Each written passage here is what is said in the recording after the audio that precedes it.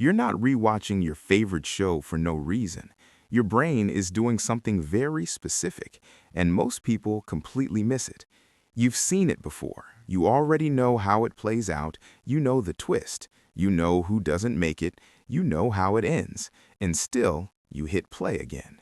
Maybe it's The Office for the fourth time.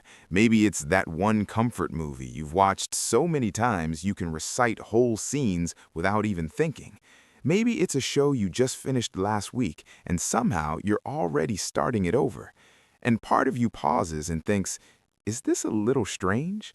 Most people assume going back to the same thing again and again is just laziness or maybe a lack of curiosity. Like, there are thousands of shows out there, so why keep choosing the same one?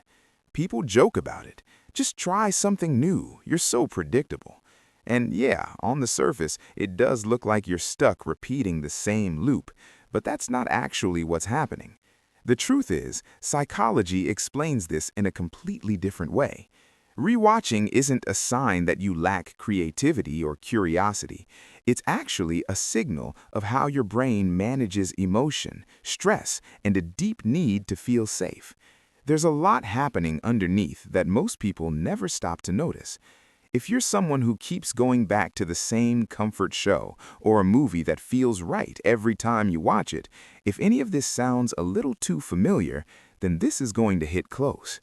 Today, we're breaking down the psychology behind why people rewatch the same shows and movies, what it reveals about your brain, your emotional patterns, and honestly, some of your strongest traits. Let's start with the most obvious reason, the one that actually goes deeper than it looks. When you rewatch something you've already seen, your brain already knows what's coming. There's no uncertainty, no tension about whether the characters you care about are going to be okay.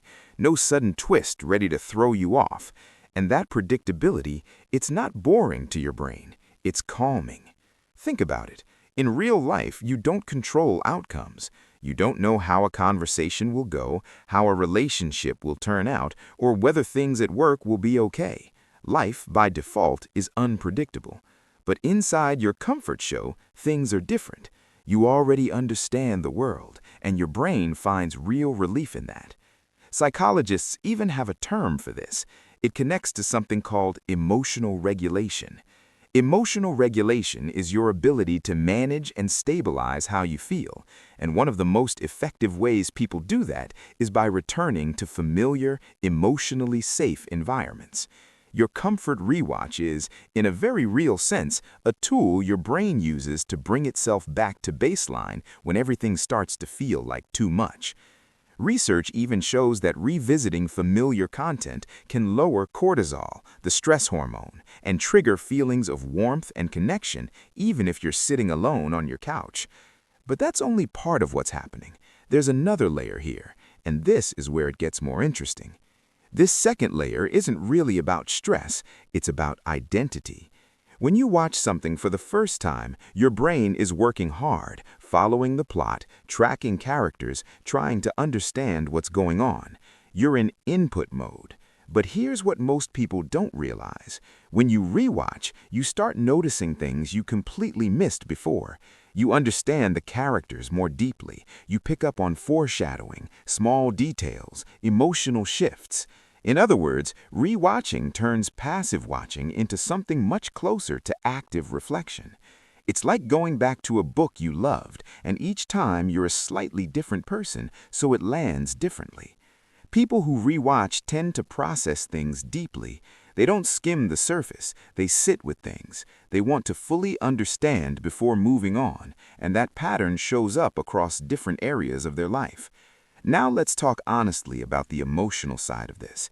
A lot of people who keep returning to comfort content are also dealing with anxiety, emotional fatigue, or a constant low-level overwhelm that's hard to explain.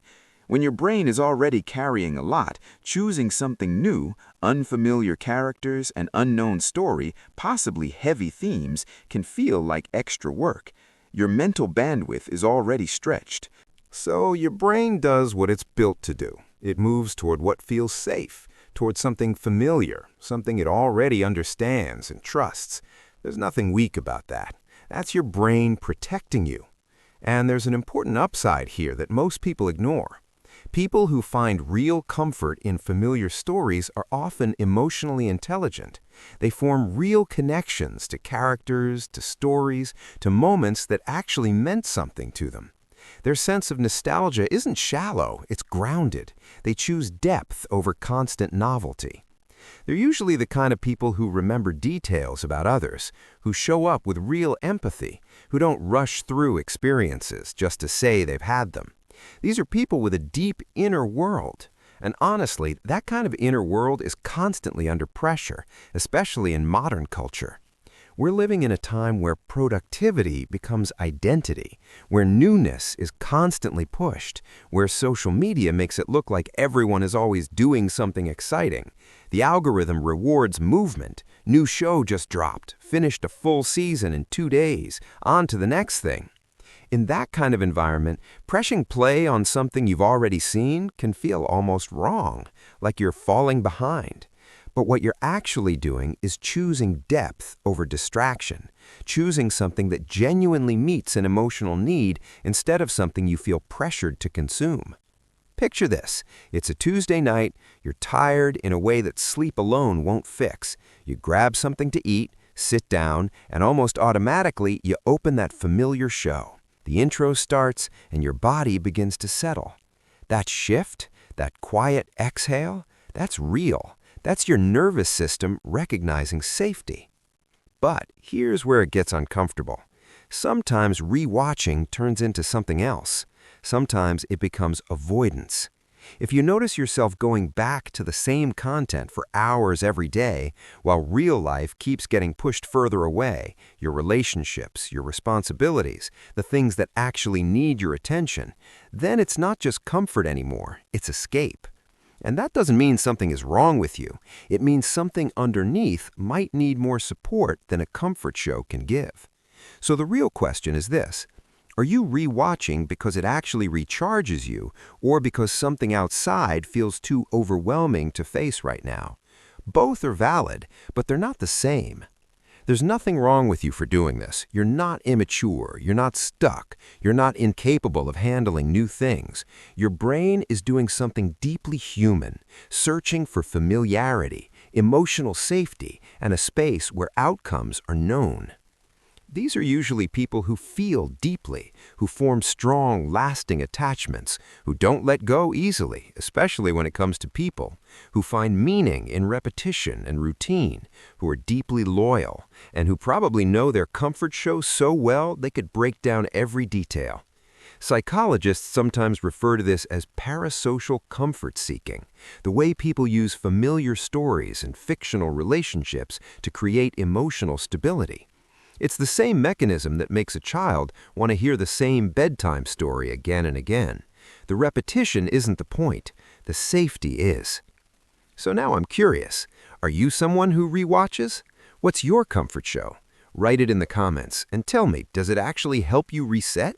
Or do you sometimes use it to avoid something? If you're interested in understanding the psychology behind everyday behavior, the things people do but rarely talk about, subscribe. That's exactly what this channel is for. And in the next video, we're going to break down a personality type that looks confident on the surface, but is running on something much more fragile underneath. You might recognize someone in your life, or maybe even yourself.